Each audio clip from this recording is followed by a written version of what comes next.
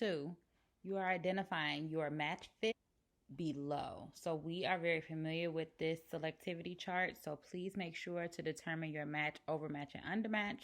You are looking for your SAT score and your GPA. So it's usually your weighted GPA, but if you don't remember this, just take an educated guess, round it up however you see fit, and then please make sure you base it off of your fall SAT score that we recently took before we departed. If you don't remember that either, just kind of think of a number that you feel like you fell under.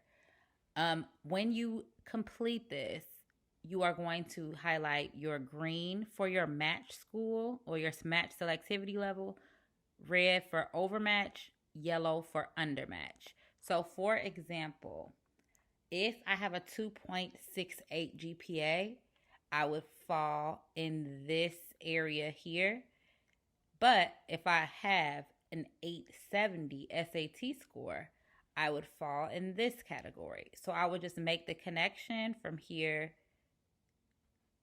to here, and then this would be considered somewhat selective. So I will go to the top here, you'll see like a bucket, and you will highlight that in green. The next part, you will find your overmatch. So the overmatch is whatever the section is right above that area. So you can go right above it or you can go at a diagonal, just like a puzzle. So I'm going to go at a diagonal. So for the diagonal, I will have to get this score and my GPA will have to increase and I will be in somewhat selective. So we go back up here.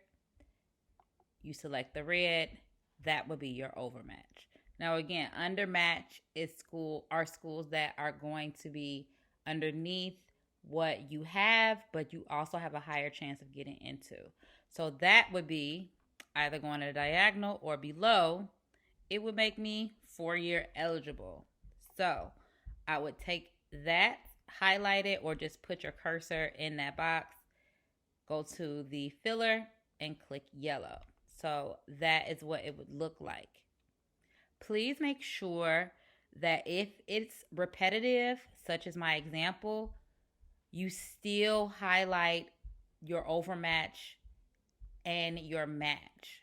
Regardless if it's the same thing, please make sure you do that so we can identify what type of schools would still fall under those categories.